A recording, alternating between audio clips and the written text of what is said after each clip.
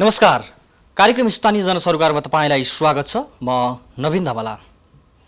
दर्शकवृन्द, corona भाइरसका कारण यति बेला विश्वमा महामारी फैलिएको छ। यसको सतर्कताका लागि नेपालमा लकडाउन घोषणा भएको झन्डै 1.5 महिना बितिसकेको छ। जो लकडाउनबाट प्रभावित नागरिकहरू छन् उनीहरूका लागि सरकारद्वारा विभिन्न राहतका कार्यक्रमहरू सञ्चालन भइरहेका छन्।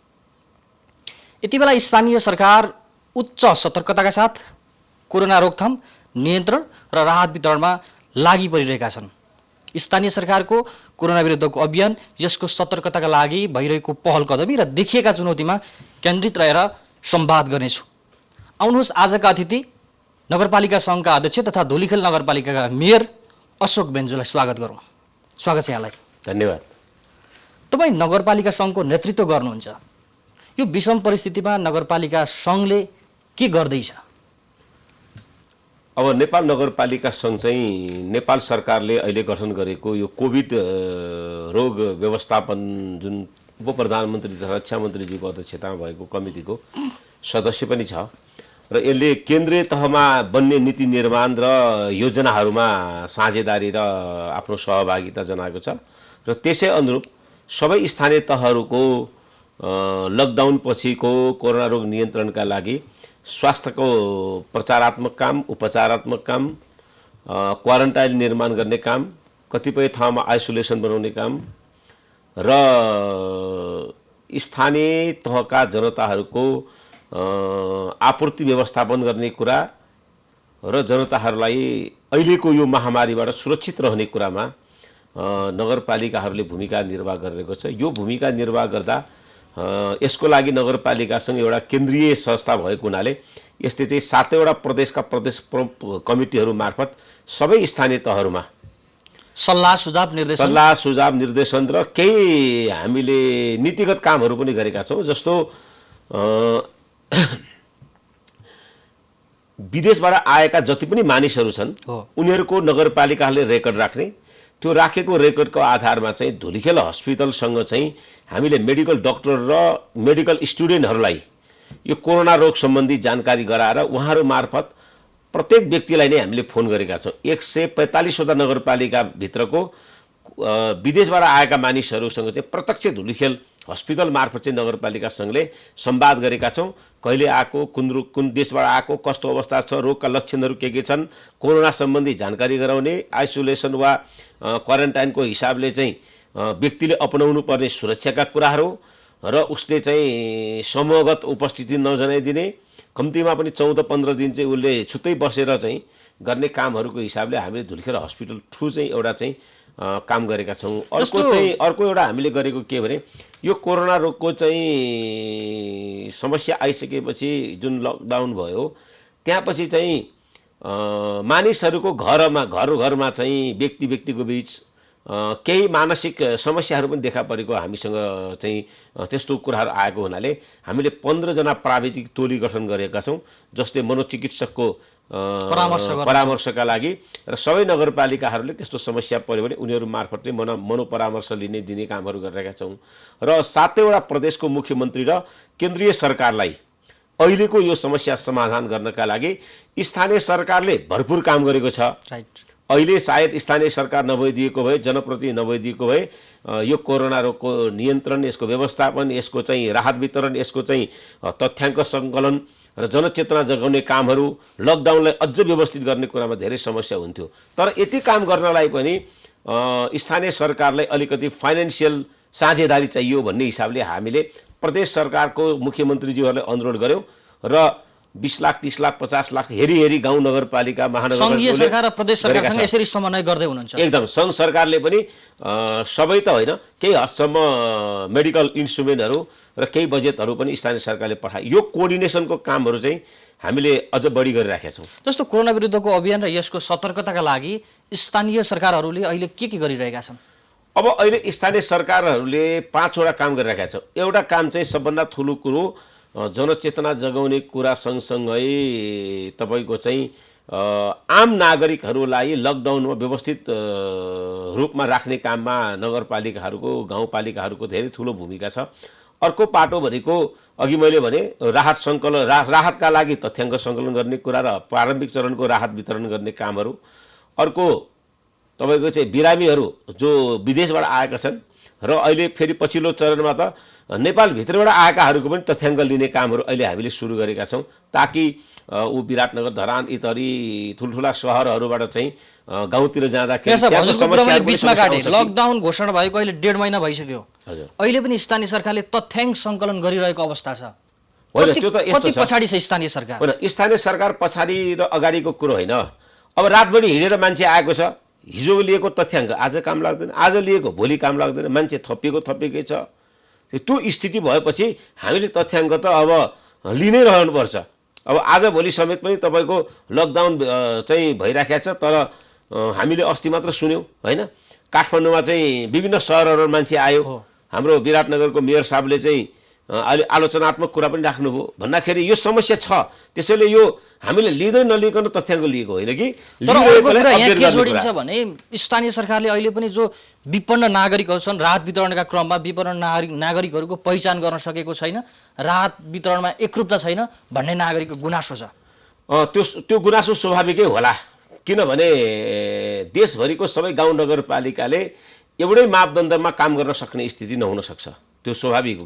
किसिमले गरिरहेका छन् अहिले। होइन, त्यो किन हुन्छ भने तपाईँलाई म भनौँ, अब अहिले राहत वितरणको 3टा कुरा हामीले बुझौँ। एउटा कुरा चाहिँ हामीसँग तपाईँले भन्नुभएको कुरा ठिक हो, हामीसँग सहरभित्र रहेको विपन्न मानिसहरू, आर्थिक अवस्था कमजोर मानिसहरू, श्रममा आधारित मानिसहरू र आर्थिक रूपमा निकै पछाडि परेकाहरूको हामीले नगरपालिकाले हाम्रो संवैधानिक अधिकारै हो र संवैधानिक जिम्मेवारी पनि हो। हामीलाई बेरोजगारहरूको तथ्याङ्क लिनुपर्ने, सीमान्तकृतहरूको तथ्याङ्क लिनुपर्ने, तर सबै नगरपालिकाले त्यो लिन सकेको छैन, यो सत्य हो। अब अहिले यो काम भएर त्यही अनुसार चाहिँ राहत वितरण गर्ने क्रममा चाहिँ अब सरकारले एउटा नमुना कार्यविधि बनायो, त्यो कार्यविधि अनुसार दिनको लागि सबै नगरपालिकाको सम्भव छैन। मैले तपाईँलाई 2टा उदाहरण दिन्छु। वीरगञ्ज उपमहानगरपालिकामा 30,000 मानिसले चाहिँ राहतको माग गर्यो। अब 30,000 राहतको माग गर्दाखेरि एकजना मानिसलाई हामीले 3,000 को मात्र राहत हामीले दाल चावल तेल नुन सबै वितरण गर्ने हो भने 30 9 करोड रुपियाँ पैसा लाग्छ।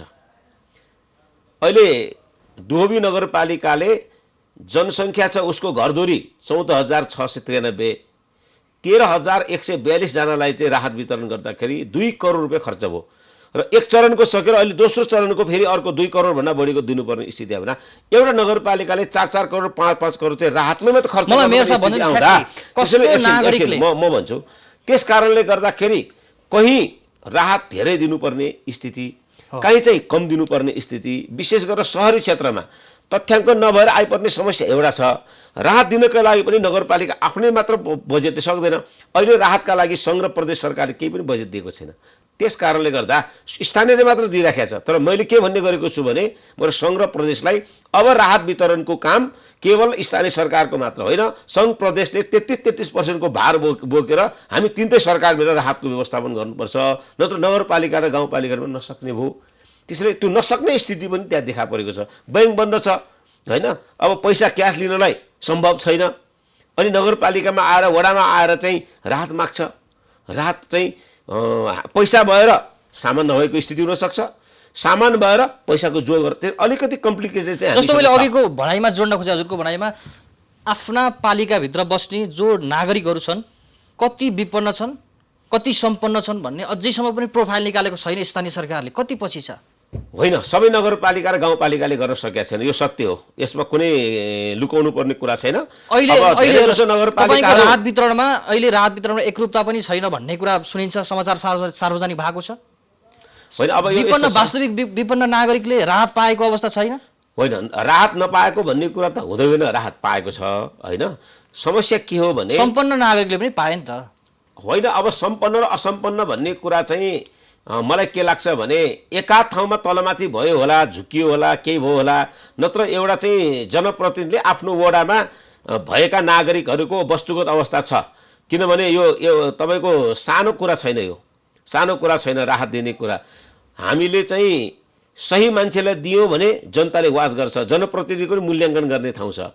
समस्या भएको के हो भने असङ्गठित रूपमा रहेका अनौपचारिक क्षेत्रका मजदुरहरू चाहिँ नगरपालिकाको रियल डाटामा नभएको कारणले उहाँहरूलाई चाहिँ समेट्न नसकेको कुरा सत्य हो र पछिल्लो चरणमा त्यो समेट्यो। अब जुन बेला समेट्यो त्यति बेला चाहिँ धेरै मान्छेहरू ठुल्ठुलो सहरमा चाहिँ बस्न नसक्ने भएपछि 6 दिन 5 दिन 7 दिन हिँडेर आफ्नो घर गए। त्यसैले हामीसँग पहिले तथ्याङ्क भएको भए तपाईँले भने जस्तै त्यो असङ्गठित मजदुरहरूलाई पनि हामीले राहत दिन सक्ने स्थिति चाहिँ हुन्थ्यो। स्थानीय सरकार सञ्चालन ऐनभित्र पनि पर्छ आफ्ना नागरिकहरू कति छन् पहिचान गर्नुपर्छ स्थानीय सरकारले। यसमा चाहिँ स्थानीय सरकार केही चुकेको देखियो होइन। स्थानीय सरकार चाहिँ आफ्नो नगरपालिका क्षेत्रभित्रको स्थायी बसोबास गर्नेहरूमा चुकेको छैन। अब हामी अलिकति तल भएको भने त्यहाँ उद्योगहरू, त्यहाँ होटेलहरू, त्यहाँ इन्डस्ट्रीहरू, त्यहाँ व्यापारिक क्षेत्र, त्यहाँ चाहिँ श्रममा आधारित मजदुरहरू, विभिन्न कन्स्ट्रक्सन निर्माणको क्षेत्रमा आइरहेका मजदुरहरूको चाहिँ त्यो सही हो तथ्याङ्क हामीसँग नभएकै हो। त्यसैले गर्दा अलिकति समस्या आएको। अहिले पछिल्लो समय जस्तो विकासका कामहरू पनि प्रभावित भएका छन्। अहिले स्थानीय सरकारहरूले आफ्नै तरिकाले राहत वितरणमा लागि परिरहेका छन्। यो अहिलेको आवश्यकता पनि हो। तर यो राहत वितरण गर्दै गर्दा बजेट सकियो भनेर पछि विकासको काम त प्रभावित हुने होइन मेयर साहब, के छ? अब हामीले यति बेला चाहिँ विकास र मानव जीवनका के मूल्यवान छ भन्ने कुरा हेर्नुपर्ने हुन्छ। मानिस भएन विकासको उपादेयता हुन्छ, मानिस नै भएन भने के को विकासको उपादेयता हुन्छ। त्यसैले अहिले मानिसको जीवनको रक्षा गर्नु हाम्रो परम जिम्मेवारी हो। उसलाई बचाउनु, उसलाई रोग सर्न नदिनु, उसलाई रोग लाग्यो भने उसलाई उपचार गर्नु र उपचार गरिसकेपछि फेरि सर्न नदिने स्थिति पुर्याउने कुरा चाहिँ हाम्रो परम जिम्मेवारी हो। त्यसकारणले गर्दा अहिले कोरोना रोगको नियन्त्रण र यसले लागेका मानिसहरूको सेवा गर्ने कुरा र तपाईको बाँचेका मानिसहरूलाई समस्या आइ नपर्ने स्थिति सिर्जना गर्ने ठुलो कुरो हो। त्यो गर्न सक्नुपर्छ, त्यो गर्नैपर्छ। नत्र अब विकास मात्र भनेर हुँदैन। तपाईको उपभोग गर्ने नागरिकले उपभोग गर्न सक्ने स्थिति भएन भने विकासले मात्र त्यहाँ। त्यसैले यति बेला चाहिँ हामीले विकास र मानवीय जीवनको सन्तुलन खोज्ने हो। अब विकासै नगर्ने भन्ने कुरा पनि होइन। सम्भव भएसम्म विकासका कामहरू पनि अगाडि बढाउने। तर विकासको काम अगाडि बढाउँदाखेरि फेरि मानिसको बिचको संसर्ग होला, फेरि रोग चाहिँ सर्ला। त्यसैले त्यसको सुरक्षाका विभिन्न उपायहरू छन्, त्यो अवलम्बन गरेर गर्नुपर्छ। जस्तो पहाडी भूभागमा लकडाउनको त्यति धेरै प्रभाव परिरहेको छैन। 1 महिने बन्द हुँदाखेरि, 1 महिने तपाईँको ठप्प हुँदाखेरि त्यति धेरै राहत वितरण गर्नुपर्ने अवस्था पनि छैन, होइन? तर सहरी मुलुकमा त्यो आवश्यकता होला। दैनिक ज्याला मजदुरी गर्ने नागरिकहरूलाई जो प्रत्यक्ष रूपमा लकडाउनको प्रभावित उनीहरू भएका छन्। तर गाउँमा पनि बजेट राहत वितरणमै पुरै व्यस्त, होइन? सबै जनप्रतिनिधि राहत वितरणमै व्यस्त।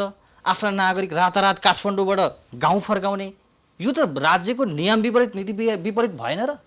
अब राहत भनेको चाहिँ तपाईँको वितरण गर्नुपर्ने स्थिति चाहिँ त्यति धेरै बिग्रेको छ भन्ने मलाई लाग्दैन। किनभने यो बाहिरको कुनै डोनरले, बाहिरको कुनै सरकारले, बाहिरको कुनै अवस्थाबाट दिएको भए मानिसले ल अलिकति तलमाथि गरेको भने यो त नगरपालिकाको आफ्नै कोषबाट दिएको छ। त्यसकारण यसको अत्याधिक खर्चले भोलि जनप्रतिनिधिले तपाईँले अघि भन्नुभएको चाहिँ विकास निर्माणकै योजना कटौती गरेर गर्नुपर्ने भएको हुनाले यसमा सचेत चाहिँ छ। त्यसैले राहत चाहिँ दुरुपयोग भएको छैन। भएको के हो भने तपाईँले अघि भन्नुभएकै कुरा, सहरी गरिबहरू जो सहरभित्र रहेका गरिबहरू हेर्दाखेरि काठमाडौँमा बसिया छ, धुलिखेलमा बसिया छ, विराटनगर पोखरा बसिया छ, तर आज काम गरेर भोलि खानुपर्ने मान्छे छ। यस्तो मान्छेहरूको बिचमा पुग्न नसक्नु चाहिँ हाम्रो मेकानिजमको वा हाम्रा चाहिँ काम गर्ने तौर तरिकामा अलिकति कमजोरी भएको हो। तर राहत वितरण चाहिँ मेरो हिसाबमा त्यति धेरै नकारात्मक रूपमा गएको छैन। र धेरैजसो नगरपालिकाहरूले त के गरेको छ भने राहत नगरपालिकालाई वडाले पहिचान गरेर अनि कुपन दिएर आफैले चाहिँ त्यो सम्बन्धित स्टोरहरूमा लिने सिस्टम गरेको छ। एका ठाउँमा मात्र जहाँ चाहिँ त्यो सम्भव छैन, जहाँ चाहिँ बजारहरू छैन, त्यस्तो ठाउँमा मात्र राहतको चाहिँ सामग्री लिएर हिँडेको छ। नत्र चाहिँ त्यो व्यवस्थापनमा चाहिँ समस्या छैन। यसमा त हामीले गर्व गर्नुपर्छ। स्थानीय सरकार यदि नहुँदो हो त, उसको निष्क्रियता हुँदो हो त तपाईँको अहिले यो हाम्रो देशले यो थाम्नै सक्दैन। अब हामीले समस्या कहाँ आइराखेको छ भने पहिलो चरणको राहत वितरण हामीले गऱ्यौँ, त्यसले ठिकै काम गर्यो। अब दोस्रो चरणको राहत वितरण गर्ने क्रममा तपाईँको हिजो दिएको भन्दा अब तपाईँको चाहिँ 25% राहत लिनुपर्ने मान्छे बढ्ने सम्भावना छ। किनभने हिजो सानो सानो व्यापार गर्ने, सानो सानो पसल राख्ने, सानो सानो चाहिँ जागिर खाने मान्छेहरूले राहत लिएको थिएन, लिएनन्, उसले लिएको थिएन, उसले लिनुपर्ने पनि थिएन, आवश्यकता थिएन। तर अब 45 दिन भइसक्यो, गोजीमा भएको पैसा पनि सक्न लागिसक्यो। त्यसकारण अब एकदम नितान्त कमजोर मान्छेहरू भन्दा पनि निम्न मध्यम र मध्यम वर्गको पनि राहतको अपेक्षा चाहिँ गरेको वा दिनुपर्ने स्थिति नहुन्छ। त्यो वर्गलाई राहतको एउटा चाहिँ आवश्यकता पर्न लाग्यो, त्यो देखा परेको छ। त्यसकारण यो कर्तव्य चाहिँ हामीले निर्वाह गर्नका लागि यो भावनाले मात्र हुँदैन। जस्तो तपाईँलाई म एउटा प्रश्न राख्छु, तपाईँ नगरपालिका सङ्घको प्रतिनिधित्व गर्नुहुन्छ, तपाईँ अध्यक्ष हुनुहुन्छ, कति नगरपालिकाहरूले त राजधानीभित्रै आएर आफ्ना नागरिकलाई रातारात गाडीमा लिएर जानुभयो। यो विषय अलिकति गाउँमा लगेका नागरिकहरू पनि अलिक समाज नै त्रसित बनेको अवस्था पनि छ, यसमा के भन्नुहुन्छ तपाईँले? अब यो यस्तो छ, सबभन्दा यसको उपयुक्त भनेको चाहिँ सहरमा बसेका मान्छेहरू सहरमै सर्भाइभ हुन सक्ने स्थिति हामीले सृजना गर्नु पर्थ्यो।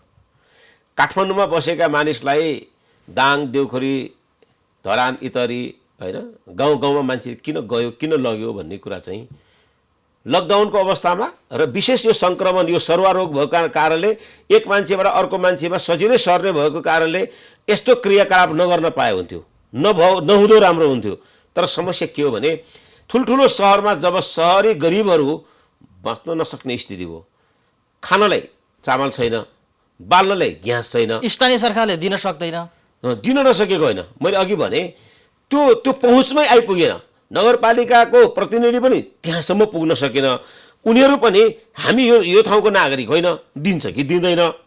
अनि आफूले भोट हालेको मान्छे पो चिन्छ त, भोट नहालेको मान्छे त नचिन्न पनि सक्छ, दोधारमा पर्यो। त्यो एक आपसमा चाहिँ पुग्न नसकेको र समन्वयको अभावले त्यो लिन नसक्ने स्थिति भइसकेपछि उनीहरूले आफूले एक्लो महसुस गर्यो, सहरमा आफूलाई एक्लो महसुस गरेपछि आफ्नो जीवन धान्न नसक्ने, अब काठमाडौँले हामीले पाल्न सक्दैन भन्ने उनीहरूलाई जब लाग्यो, ठिक छ, यो त आफ्ना नागरिकहरू लिएर गए, स्थानीय सरकारले आफ्ना नागरिकहरू लिएर गए, यो चाहिँ उहाँहरूको एउटा चाहिँ बाध्यता पनि थियो, जिम्मेवारी पनि हो। तर गाउँमा लगेपछि क्वारेन्टाइनमा राख्ने होइन, उनीहरूको निगरानी गर्ने, यो चाहिँ बिल्कुल गरेनन्।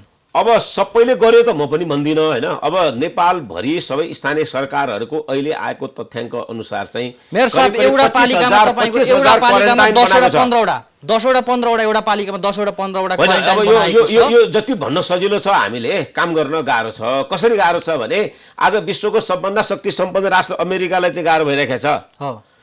इटाली र जर्मन भनेको चाहिँ विश्वको सबभन्दा 1, 2, 3 नम्बरमा परेको चाहिँ स्वास्थ्यमा सबभन्दा अब्बल रिसर्च र सेवा दिने संस्था हो, उसलाई त धौधौ परेको छ। आज हामीले गर्न सकेन भन्ने कुरामा हामी यो प्रश्न गर्न मिल्छ, तर यसरी कोट्याउनु चाहिँ मिल्दैन भन्ने मलाई लाग्छ। किनभने हामीले बनाएको क्वारेन्टाइन, एउटा क्वारेन्टाइनमा चाहिँ करिब करिब 6-7 हजार खर्च हुँदो रहेछ होइन। अब त्यो क्वारेन्टाइनमा टेबल राख्नु पर्यो, मेज राख्नु पर्यो, खानेकुरा खुवाउनु पर्यो, तपाईँको चाहिँ बेडसिट राख्नु पर्यो, अनि उपचारको डाक्टरहरू राख्नु पर्यो, नर्सेसहरू राख्नु पर्यो, त्यतातिर गएर हामीले चाहिँ के भन्छ सेक्युरिटीको व्यवस्थापन गर्नु पर्यो। यो सबै गर्दाखेरि धुलिखेल नगरपालिकाले 70 बेडको क्वारेन्टाइन बनाएका छौँ हामीले, नगरपालिका आफैले। हाम्रो त्यो 70 बेडको बनाउँदाखेरि तपाईँको एउटा बेडमा चाहिँ करिब करिब चाहिँ तपाईँको 8-10 हजार रुपियाँ खर्च भयो भन्दा सबै नगरपालिकाहरूले सबैलाई राख्नका लागि हामीसँग दुईटा कुरा छैन। एउटा कुरा चाहिँ रोग लागेकै हो भन्ने कुराको हामीसँग प्रमाण छैन, कि त्यो तथ्याङ्क हामीसँग नभएको एउटा परिस्थिति छ। अर्को चाहिँ तपाईँको गाउँमा अब 200 जना आएको छ भने 200 जनालाई क्वारेन्टाइनमा राख्न सक्ने स्थिति छैन। यो त बाध्यताको सम्झौता हो। त्यो चाहिँ के हो भने आफ्ना नागरिकलाई सहरबाट गाउँ ल्याइँदैछ भन्दाखेरि पूर्व तयारी चाहिँ पालिकाले गर्नुपर्ने थियो। अब यस्तो छ, नेपाल सरकारले चाहिँ जुन खालको पूर्व तयारी गर्यो त्यही अनुसार स्थानीय सरकारले पूर्व तयारी गर्दाखेरि चाहिँ पूर्व तयारी हामीले चाहिँ सचेतनाको पक्षमा ज्यादा गऱ्यौँ होइन। मान्छे आउँछ र यसले तुरन्तै इम्प्याक्ट पार्छ भन्ने कुरा र त्यसलाई होम क्वारेन्टाइनको व्यवस्थापनलाई बलियो बनाउने काममा हाम्रो अलिकति कमजोरी भएको हो। र हामीले क्वारेन्टाइन बनाएको त साँच्चै मान्छेले रोग लागेपछि पहिचान भएपछि उसलाई उसको परिवारलाई राख्नलाई बनाएको हो। अब त्यो भन्दाखेरि चाहिँ नेपालको सन्दर्भमा कुरा गर्दा सबै स्थानीय सरकारहरूले गरेको अहिले 25-26 हजारवटा क्वारेन्टाइनको हाम्रो चाहिँ बनाएको जुन छ स्थानीय सरकारले, त्यो सबै चाहिँ सेवाबाट सम्पन्न पनि छैन। त्यस कारणले अब राख्दाखेरि पनि हामीले चाहिँ पहिचान भएकोलाई मात्र राख्ने भन्ने हिसाब हुँदाखेरि तपाईँले भन्नुभएको जस्तै त्यो एक त जान दिनुहुन्न थियो, गइसकेपछि त्यसलाई व्यवस्थापन गर्नु पर्थ्यो। व्यवस्थापन गर्दाखेरि पनि गाह्रो के हो भने हामीसँग त्यो पर्याप्त मात्रामा सेवा सुविधा दिन सक्ने स्थिति नभएपछि होम क्वारेन्टाइनमा नि त्यसलाई व्यवस्थापन गर्ने काम भएको हो। स्थानीय सरकारको पूर्व तयारी त देखिएन नि मेयर साहब। स्थानीय सरकारको पूर्व तयारी भनेको त यो विपद व्यवस्थापनको संसारभरिका अनुभवको आधारमा हेर्ने हो भने तपाईँको समुद्रको नजिक भएका देशहरू, आरी बाढी पहिरो भूकम्प होइन, एकाध देशहरू जापान जस्तो देशहरू, अब अलिअलि अमेरिका जस्तो देशहरूले पनि पूर्व तयारीको स्थिति छैन। अहिले आजको मितिसम्म अमेरिकाले लकडाउन गरेको छैन। पूर्व तयारी गर्यो भने कि नगर्यो भने, गर्यो भनौँ भने आज संसारको सबभन्दा बढी मानिस उसकै देशमा लागेको छ। संसारमा सबभन्दा बढी उसकै देशमा मान्छे मरेको छ। संसारको सबभन्दा बलियो देश। हाम्रो पूर्व तयारीको स्वरूप कस्तो हुनसक्छ भन्दा हाम्रो पूर्व तयारीको स्वरूप भनेको एवारनेस ल्याउने र केही भयो त्यस्तो परिस्थिति आयो भने सामान्य हस्पिटलसम्म पुर्याउने र टेस्टसम्म गराउने कुरा हो। बाँकी त यो उपचारात्मक कुरा त सबै नगरपालिका र गाउँपालिकाले सक्दैन, किनभने उसँग त्यो सबै खालको स्वास्थ्य सेवा सुविधै छैन। यो पनि समस्या हो कि। अब तथ्यगत कुरा गरौँ छोटोमा, तपाईँको नगरपालिकामा कोरोना विरुद्धको अभियान नियन्त्रणका लागि कस्तो पहल कदमी गर्नुभयो, छोटोमा समीक्षा गरौँ। अब हाम्रो धुलिखेल नगरपालिकाले चाहिँ 1 करोड रुपैयाँको कोरोना रोग नियन्त्रणको लागि हामीले कोष खडा गरेका छौँ। त्यसमध्ये हामीले धुलिखेल नगरपालिकाभरिका सबै स्वास्थ्य चौकीहरूमा पिपी, सेनिटाइजर, तपाईँको चाहिँ यो मास्क अनि गन मेसिनहरू हामीले आजभन्दा 2 महिना अगाडि नै खरिद गरेर सबैलाई उपलब्ध गरिसकेका छौँ। धुलिखेल हस्पिटलमा पनि त्यो हाम्रो सेवा दिने कुरामा हामीले मजबुत गरेका छौँ र धुलिखेल नगरपालिकाले पहिलो पटक नेपालभरिमा तपाईँको प्रत्येक व्यक्तिले मोबाइल एप्सद्वारा चाहिँ कोरोना सम्बन्धी आफ्नो डाटाहरू राख्ने ABCD गरेर 4वटा लेयर छ। 4वटा लेयरको बिचमा चाहिँ कसलाई कोरोना रोग लाग्यो, त्यसका लक्षणहरू के हुन्, त्यसका चाहिँ सम्भावित उपचार कसरी गर्न सकिन्छ, होम क्वारेन्टाइनमा कसरी गर्ने भनेर हामीले त्यो गरेका छौँ। र घरमै बसेर नागरिकले थाहा पाउने भयो। नागरिक थाहा पाउने, डाक्टरसँग परामर्श गर्ने, चौथो तहको लक्षण पुगेपछि घरमै गएर चाहिँ एम्बुलेन्सले लिन जाने प्रक्रिया हामीले सुरु गरेका छौँ। त्यसले गर्दा एउटा त्यो पाटो राम्रो भएको छ। अब अर्को पाटो हामीले चाहिँ धुलिखेल नगरपालिकाभरि पहिलो चरणको तपाईँको चाहिँ राहत वितरण चाहिँ हाम्रो सम्बन्धित वडा अध्यक्षज्यूहरूको सक्रियतामा, स्थानीय व्यापारी बुद्धिजीवी सङ्घ संस्थाहरूको सक्रियतामा हामीले 25 लाख रुपैयाँ त जनताबाट पैसा उठाएर राहत वितरणमा खर्च गऱ्यौँ। नगरपालिकाको दायित्व धेरै हामीले पहिलो चरणमा पारेनौँ। र अर्को कुरा हामीले धुलिखेल नगरपालिकासँग अहिले पनि हामीले चाहिँ यो कोरोना रोगसँग चाहिँ नियन्त्रणका लागि गर्नुपर्ने पिपीदेखि लिएर गन मेसिनदेखि लिएर तपाईँको अरू सबै कुरा हामीले तपाईँको अस्ति फागुन महिनामै हामीले चाहिँ सबै खरिद गरेर राखेका थियौँ। त्यसैले हामीसँग सरसामानको समस्या छैन। अहिले किटको समस्या अलिकति भइरहेको छ धुलिखेल हस्पिटलमा। र जनचेतनाको हिसाबले FM रेडियो, पत्र पत्रिका, जनप्रतिनिधि, कर्मचारी, हाम्रो समाजी बुद्धिजीवीहरूलाई हामीले सबै तालिम पहिल्यै दिइसकेका थियौँ 2 महिना अगाडि नै, यो लकडाउन हुनुभन्दा अगाडि नै। र नगरपालिकाले अहिले चाहिँ करिब 2300 घरधुरीलाई हामीले चाहिँ राहत वितरण गऱ्यौँ। र अब अर्को चरणको हामीले राहत वितरणको प्रक्रियामा हामी जान खोजिराखेका छौँ। अब धुलिखेल नगरपालिकाको तर्फबाट अघि मैले भने 70 बेडको क्वारेन्टाइन हामीले बनाएका छौँ। 70 बेडको क्वारेन्टाइनका लागि तपाईँको चाहिँ 2 महिनासम्म खाना पुग्ने गरी खाद्यान्नको हामीले चाहिँ व्यवस्थापन गरेका छौँ। मेडिकल डक्टरहरूको टिम हामीले तयार गरेका छौँ। र नगरपालिकाको अहिले यो लकडाउन र कोरोना रोग नियन्त्रणसँग सम्बन्धित कामहरू गर्नका लागि हाम्रो स्वास्थ्यकर्मी, जनप्रतिनिधि सबै तयारी अवस्थामा छ। कोरोना विरुद्ध लड्न सक्षम भइसक्यो धुलिखेल नगरपालिका, यसरी बुझौँ। सक्षम नै त नभनौँ, तर यसको थोर बहुत समस्या आयो भने समाधान गर्न सक्ने स्थिति छ। किनभने धुलिखेल नगरपालिका त 2टा राजमार्ग भएको, सदरमुकाम जिल्लाको काठमाडौँ विश्वविद्यालय, धुलिखेल हस्पिटल, 100वटा होटेलहरू भएको, अनि तपाईँको सिन्धुपाल्चोक, दोलखा, रामेछाप पूर्वका सबै क्षेत्रहरूको स्वास्थ्यको व्यवस्थापन गर्नुपर्ने यी सबै काम भएको हुनाले नगरपालिकाको अहिले मुख्य केन्द्रित काम भनेको उपचारात्मक र प्रचारात्मक कामहरूमा हामी बढी गरिराखेका छौँ। यतातिर नगरपालिकाले चाहिँ यो राहत वितरण चाहिँ हाम्रो सम्बन्धित वडा अध्यक्षज्यूहरूको नेतृत्वमा नै हामीले काम गरिराखेका छौँ। त्यसले गर्दा अहिले धुलिखेल नगरपालिकामा कुनै समस्या छैन, सबै व्यवस्थित ढङ्गले काम भइराखेको छ। र अब धुलिखेल हस्पिटल को माध्यमद्वारा अहिले त्यहाँ चाहिँ उपचारको र टेस्ट, नेपालको टेकुपछि दोस्रो वेल इक्विपमेन्ट भएको टेस्ट गर्ने मेसिन हामीसँग छ, डक्टरहरू सबै तैनात गरिराखेका छौँ। त्यसैले त्यति धेरै समस्या छैन। अब आपूर्ति व्यवस्थापन मिलाउने कुरामा चाहिँ स्थानीय जनताहरूको उत्पादन गरेको कृषि उपजहरू हामीले काठमाडौँ ल्याएर चाहिँ बेच्नुपर्ने हुन्छ। हामीसँग हामीले मात्र उपभोग गरेर पुग्दैन, त्यो बढी हामीसँग हुन्छ। दुध, दही, फलफुल, तरकारीहरू, अन्नहरू, त्यो आपूर्ति व्यवस्था पनि व्यवस्थित भइराखेको छ। खासै त्यति धेरै समस्या मैले अहिले देखिरहेको छुइनँ। हस्, समय दिनुभयो, धन्यवाद। धन्यवाद तपाईँलाई पनि। अब नगरपालिका सङ्घ र धुलिखेल नगरपालिकाले गरेका कामहरू सबैका सामु राख्न अवसर दिनुभयो। तपाईँलाई पनि धेरै धेरै धन्यवाद। दर्शकबिन, आजको कार्यक्रममा मसँग नगरपालिका सङ्घका अध्यक्ष तथा धुलिखेल नगरपालिकाका मेयर अशोक बेन्जु हुनुहुन्थ्यो। उहाँसँग स्थानीय सरकारले कोरोना विरुद्धको अभियान र यसको सतर्कताका लागि गरिरहेको पहल कदमी र देखिएका चुनौतीमा केन्द्रित रहेर संवाद गरेँ। यो सँगै आजको कार्यक्रमको निर्धारित समय सकिसकेको छ। म लगायत हाम्रो सम्पूर्ण युनिटलाई बिदा दिनुहोस्। नमस्कार।